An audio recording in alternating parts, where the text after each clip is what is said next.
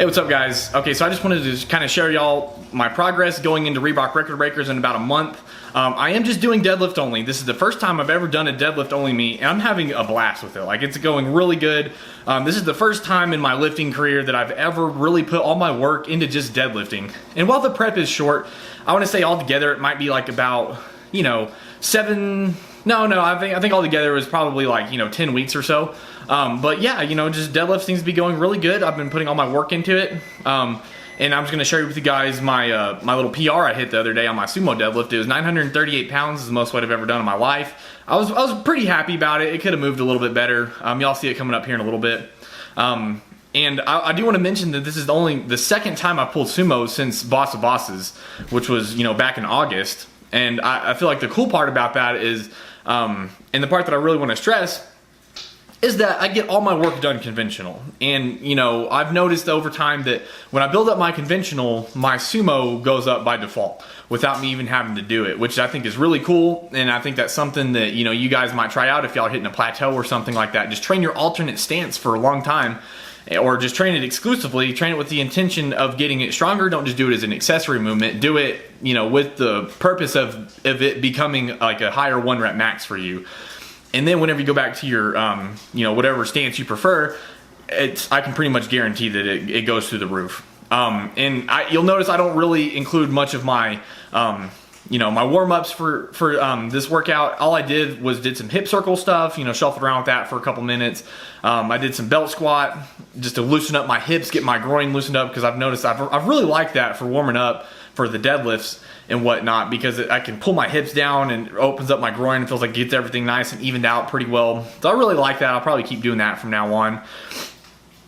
And other than that, I just did some pull-ups and whatnot. And I actually didn't do any accessory movement because, I'm doing so much, back stuff, so much deadlifting stuff, and I worked up to 1 rep max tonight. There's just, it didn't really make sense for me to do any accessory movement afterwards. All I did was just deadlift tonight, and yeah, here it is. Check it out. All right, so got it nice and warmed up, and now I'm just starting off with about 225 here. And what I want to point out here is that, I don't line up to it like it's just 225. Like, I know that's a very easy weight for pretty much anyone to do, but I line up to it like it's 900 pounds. I treat every single set the same, and that's something you'll notice. Like, I get my feet set the exact same way every single time. I know if you've been lifting for a while, that might be kind of like obvious, information to you, but I see a lot of new lifters make this mistake. They go in and, the way they do their warm-ups is just very... they're very lazy with their warm-ups. They don't take them very seriously. They kind of just do them. But, here, I like to just move everything as fast and aggressive as I can, make sure everything is nice and solid. Okay, so here we are moving up to 405 here. And again, getting my setup exactly the same every time, lining up to it like it's, the most weight I've ever lifted in my life. Treat it the same way like that every time. And, I'm not really going for a certain number of reps here. I'm kind of just doing it just to do it, making sure everything is feeling good. And typically, it doesn't take me very much to warm up, so I don't have to sit here and do like a ton of reps. And I do like to save my energy. So by around this point, I probably don't do any more than like 3 reps, especially if I'm warming up for like a 1 rep max or so.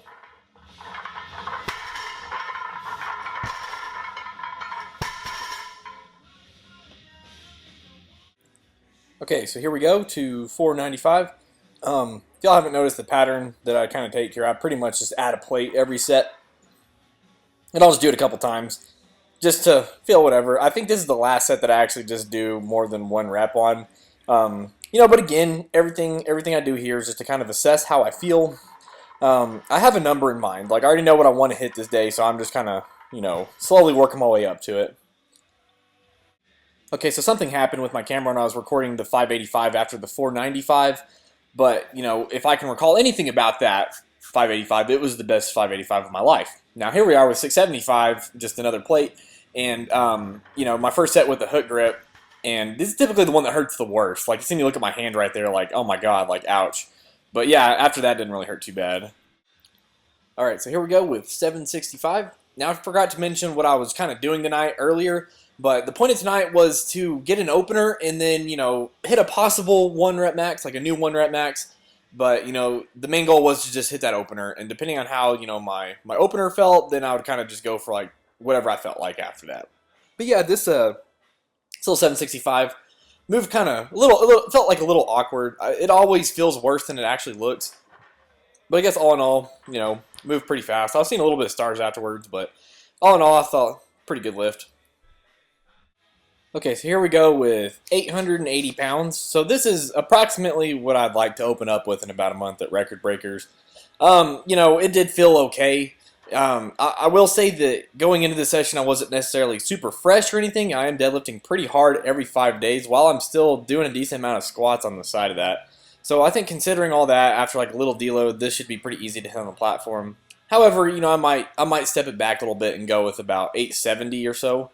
But, you know, with the way this one felt, I think 870 should be there as a pretty safe opener on the platform. Okay, so here we go with the 938. Didn't exactly know what to expect here. I was a little tired after the 880. And the reason the weight came out to 938 kind of weird was because, well, I did want 940 originally. However, you know, I didn't want to put, I was having a hard time fitting weights on the bar. So, like, what I did was I put, so there's 945s, a 25, a 5 kilo plate, and a 2.5 kilo plate on each side. And that came out to a nice little 938. If you can call it 939 if you want to add the weight of the clips. But yeah, you know, it was a little shaky at the top here, which you'll see. But all in all, I guess it was a decent pull. It was a PR. I'll take it. Felt pretty good.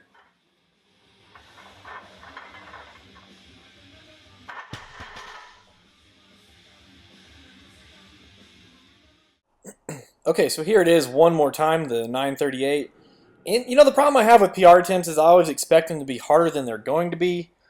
And so what happened here was it moved really good off of the ground, more so than I expected, and it kind of surprised me a little bit. And then with these pound plates go all the way out to the end of the bar and the deadlift bar, the whip just kind of caught me a little bit right there. So I just need to, you know, clean that up a little bit, and then I think I'll be good to go.